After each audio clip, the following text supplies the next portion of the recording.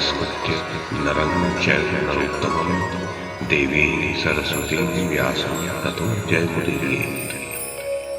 ओम नमो भगवते वासुदेवाय, ओम नमः पितामहाय, ओम नमः प्रजापतिभ्यः, ओम नमः कृष्णद्वैपायनाय, ओम नमः सर्वविघ्नविनायकेभ्यः।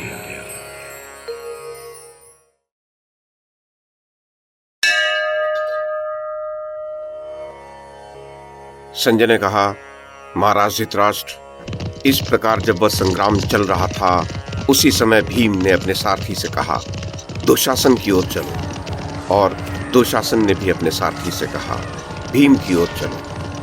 राजन, सारथियों द्वारा एक साथ हाके गए उन दोनों के रथ रणभूमि में दोनों के पास सहसा जा पहुंचे। वे दोनों ही रथ नाना प्रकार के आयुधों से संपन्न तथा विचित्र पताकाओं और ध्वजाओं से सुशोभित थे। उन दोनों के मन में एक दूसरे के प्रति महान रोष भरा हुआ था। दोनों ही प्राणों को दांव पर लगाकर अत्यंत भयंकर युद्ध का द्यूत खेल रहे थे। अत्यंत पैने बाणों द्वारा वे दोनों वीर एक दूसरे को गहरी चोट पहुंचाने लगे, मानो मैथुन की इच्छा वाली हथिनी के लिए कामासक्त चित्त होकर दो मत्स्रावी गजराज परस्पर आघात कर रहे हो। राजन, तब भीमसेन बोला, दुशासन, बड़े सौभाग्य की बात है कि आज तू मुझे दिखाई दिया है। कौरव सभा में द्रौपदी का स्पर्श करने के कारण दीर्घकाल से जो तेरा ऋण मेरे ऊपर चढ़ा हुआ था, उसे आज मैं वृद्धि और मूल सहित चुकाना चाहता हूँ। तू मुझसे वो सब ग्रहण कर।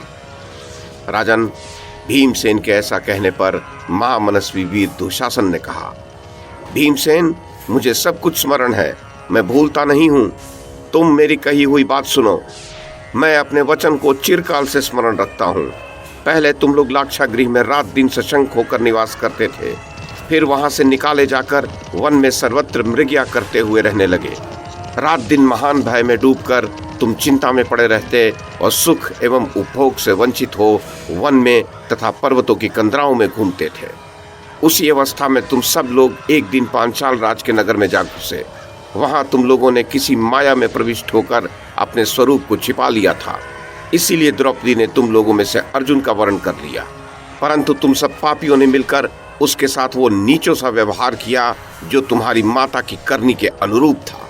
द्रौपदी ने तो एक ही का वर्ण किया था, परंतु तुम पांचों ने उसे अपनी पत्नी बनाया, और इस कार्य में तुम्हें एक दूसरे से तनिक भी लज्जा नहीं आई। मुझे ये भी स्मरण है कि कौरव सभा में शकुनी ने द्रौपदी सहित तुम सब लोगों को दास बना लिया था। नरेश्वर, आपके पुत्र के ऐसा कहने पर पांडु कुमार भीमसेन क्रोध के वशीभूत हो गया। वृक्रोदर ने बड़ी उतावली के साथ दो क्षुरों के द्वारा आपके पुत्र दुशासन के धनुष और ध्वज को काट दिया। एक बाण से उसके ललाट पर घाव किया और दूसरे से उसके सारथी का मस्तक धड़ से अलग कर दिया। तब राजकुमार दुशासन ने भी दूसरा धनुष लेकर भीमसेन को 12 बाणों से बींध डाला और स्वयं ही अश्वों को वश में रखते हुए उसने पुनः उसके ऊपर सीधे जाने वाले बाणों की झड़ी लगा दी। उसके पश्चात दुशासन ने एक ऐसा भयंकर बाण छोड़ा जो भीमसेन के अंगों को विदीर्ण कर देने में समर्थ था। उससे भीमसेन का शरीर छिद गया, वो बहुत शिथिल हो गया और प्राणहीन के समान दोनों बाहें फैलाकर अपने श्रेष्ठ रथ पर लुढ़क गया। फिर कुछ ही काल में चेतना लौटने पर वह सिंह के समान दहाड़ने लगा। राजन, इस प्रकार तुमुल युद्ध करते हुए राजकुमार दुशासन ने दुष्कर पराक्रम प्रकट किया। उसने एक बाण से भीमसेन का धनुष काट डाला और 60 बाणों से उसके सारथी को बींध डाला। ऐसा करके उस वेगशाली राजपुत्र ने भीमसेन पर 9 बाणों का प्रहार किया। उसके पश्चात महामना दुशासन ने बड़ी शीघ्रता के साथ बहुत से उत्तम बाणों द्वारा भीमसेन को भली भांति बींध डाला। तब क्रोध में भरे हुए वेगशाली भीम ने आपके पुत्र पर एक भयंकर शक्ति छोड़ी। प्रज्वलित उल्का के समान उस अत्यंत भयानक शक्ति को सहसा अपने ऊपर आती देख आपके महामनस्वी पुत्र ने कान तक खींचकर छोड़े हुए 10 बाणों के द्वारा उसे काट डाला। उसके इस अत्यंत दुष्कर कर्म को देखकर सभी योद्धा बड़े प्रसन्न हुए और उसकी भूरी भूरी प्रशंसा करने लगे। तदुपरांत आपके पुत्र ने तुरंत ही एक बाण मारकर भीमसेन को गहरी चोट पहुंचाई। इससे पुनः भीमसेन को बड़ा क्रोध हुआ। वह उसकी ओर देखकर शीघ्र ही रोष से प्रज्वलित हो उठा और बोला, वीर, तूने तो आज मुझे शीघ्रतापूर्वक बाण मारकर बहुत आहत कर दिया, किंतु अब स्वयं भी मेरी गदा का प्रहार सहन कर। राजन, उच्च स्वर से ऐसा कहकर कुपित हुए भीमसेन ने दुशासन के वध के लिए एक भयंकर गदा हाथ में ली और बोला, दुरात्मन, आज इस संग्राम में मैं तेरा रक्तपान करूंगा। नृपश्रेष्ठ, भीम के ऐसा कहते ही आपके पुत्र ने उसके ऊपर बड़े वेग से एक भयंकर शक्ति चलाई जो मृत्यु रूप जान पड़ती थी। इधर से रोष में भरे हुए भीमसेन ने भी अपनी अत्यंत घोर गदा घुमाकर फेंकी। वो गदा उस शक्ति को टूक टूक करती हुई सहसा दुशासन के मस्तक पर जा लगी। मदस्रावी गजराज के समान अपने घावों से रक्त बहाते हुए भीमसेन ने जो गदा चलाई थी, उसके द्वारा उसने दुशासन को बलपूर्वक 10 धनुष अर्थात 40 हाथ पीछे धकेल दिया। दुशासन उस वेगवती गदा के आघात से धरती पर गिरकर कांपने और अत्यंत वेदना से व्याकुल हो छटपटाने लगा। उसका कवच टूट गया, आभूषण और हार बिखर गए तथा वस्त्र फट गए। नरेंद्र, उस गदा ने गिरते ही दुशासन के रथ को चूर चूर कर डाला और सारथी सहित उसके अश्वों को भी मार डाला। दुशासन को उस अवस्था में देखकर समस्त पांडव और पांचाल योद्धा हर्ष में भरकर सिंहनाद करने लगे। इस प्रकार भीम दुशासन को धराशायी करके हर्ष से उल्लसित हो संपूर्ण दिशाओं को प्रतिध्वनित करता हुआ उच्च स्वर से गर्जना करने लगा। अजमीढ़ वंशी नरेश उस सिंहनाद से भयभीत हो आसपास खड़े हुए समस्त योद्धा मूर्छित होकर गिर पड़े। तत्पश्चात भीम शीघ्रतापूर्वक रथ से उतरकर बड़े वेग से दुशासन की ओर दौड़ा। उस समय वेगशाली भीमसेन को आपके पुत्रों द्वारा किए गए शत्रुतापूर्ण व्यवहार स्मरण आने लगे थे। राजन, दुशासन को देखकर भीम पिछली बातें स्मरण करने लगा। देवी द्रौपदी रजस्वला थी, उसने कोई अपराध नहीं किया था। उसके पति भी उसकी सहायता से मुंह मोड़ चुके थे। तब भी इस दुशासन ने द्रौपदी के केश पकड़े और भरी सभा में उसके वस्त्रों का अपहरण किया। भारत, दुशासन ने और भी जो दुख दिए थे, उन सब का स्मरण करके भीमसेन घी की आहुति से प्रज्वलित हुई अग्नि के समान क्रोध से जल उठा। उसने वहां कर्ण, दुर्योधन, कृपाचार्य, अश्वत्थामा और कृतवर्मा को संबोधित करके कहा, आज मैं पापी दुशासन को मारे डालता हूं। तुम समस्त योद्धा मिलकर इसकी रक्षा कर सको तो करो। ऐसा कहकर अत्यंत बलवान, वेगशाली एवं अद्वितीय वीर भीमसेन अपने रथ से कूदकर पृथ्वी पर आ गया और दुशासन को मार डालने की इच्छा से सहसा उसकी ओर दौड़ा। उसने युद्ध में पराक्रम करके दुर्योधन और कर्ण के सामने ही दुशासन को उसी प्रकार धर दबोचा जैसे सिंह किसी विशाल गज पर आक्रमण कर रहा हो। वो यत्न पूर्वक उसी की ओर दृष्टि जमाए हुए था। उसने उत्तम धार वाला एक श्वेत खड़ग उठा लिया और उसके गले पर लात मारी। उस समय दुशासन थर थर कांप रहा था। भीम ने उससे कहा, दुरात्मन, स्मरण है न वो दिन जब तुमने कर्ण और दुर्योधन के साथ बड़े हर्ष में भरकर मुझे बैल कहा था? राजसूय यज्ञ में अवभृत स्नान से पवित्र हुए महारानी द्रौपदी के केश तूने किस हाथ से खींचे थे? बता। आज भीमसेन तुझसे यह पूछता है और इसका उत्तर चाहता है।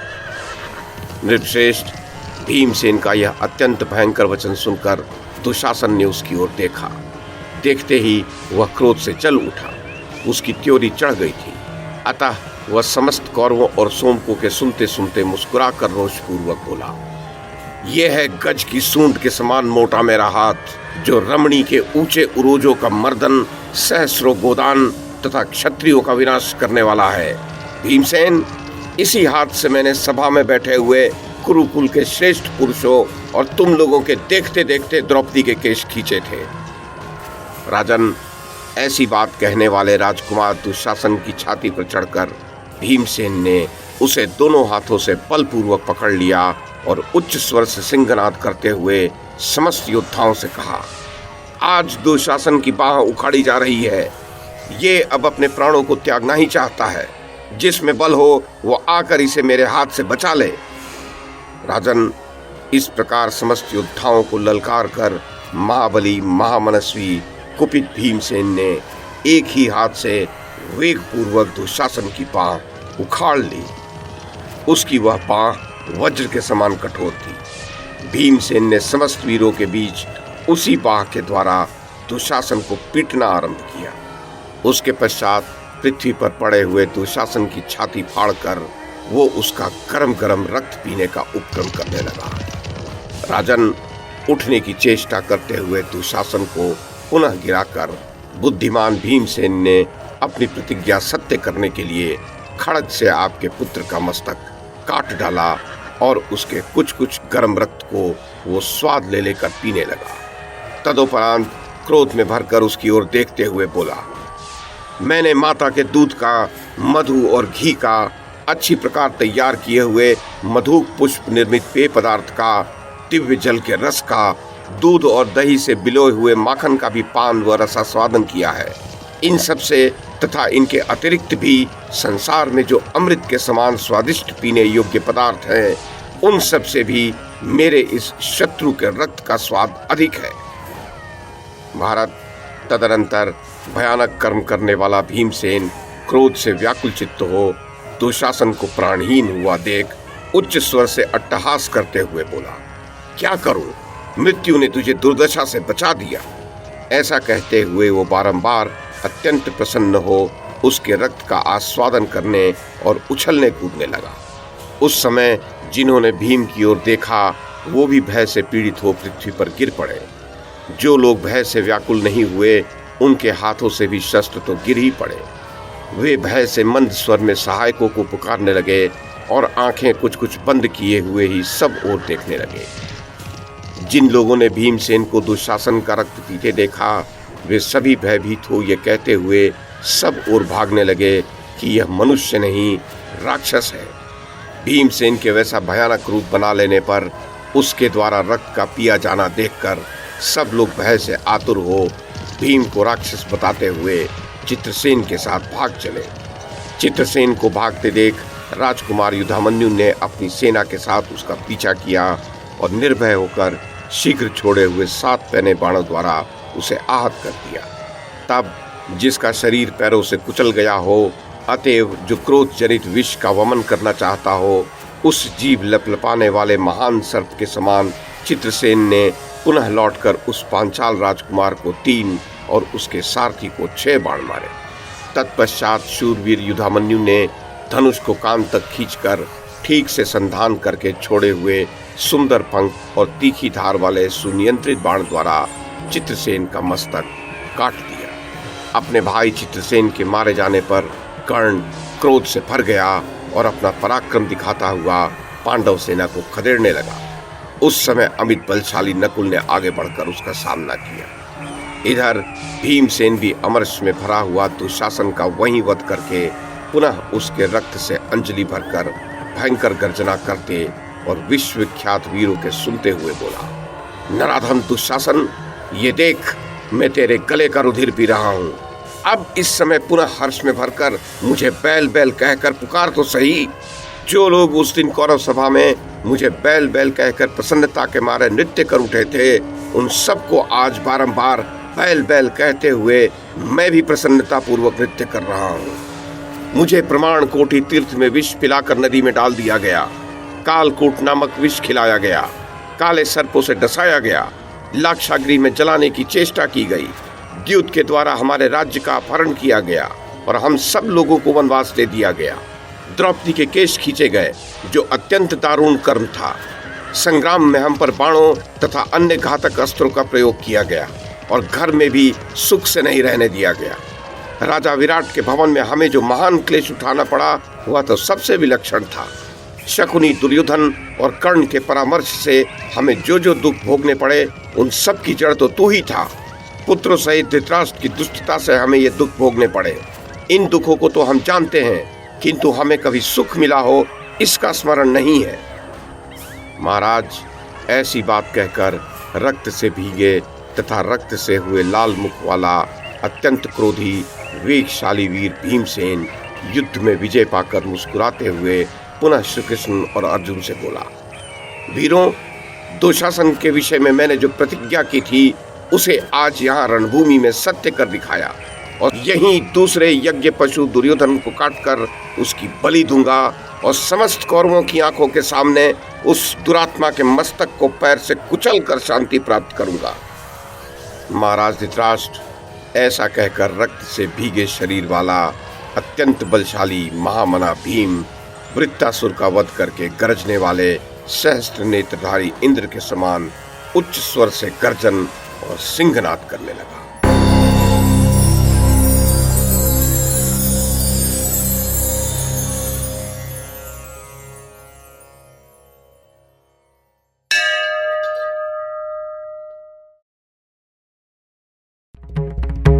YouTube के माध्यम से महाभारत की कथा को एक श्रृंखला के रूप में प्रस्तुत करने का हमारा ये प्रयास यदि आपको सराहनीय लगा हो तो कृपया इस कड़ी को लाइक और शेयर करें, चैनल को सब्सक्राइब करें और बेल आइकन को दबाएं। साथ में अन्य लोगों को भी देखने के लिए प्रेरित करें। धन्यवाद और नमस्कार।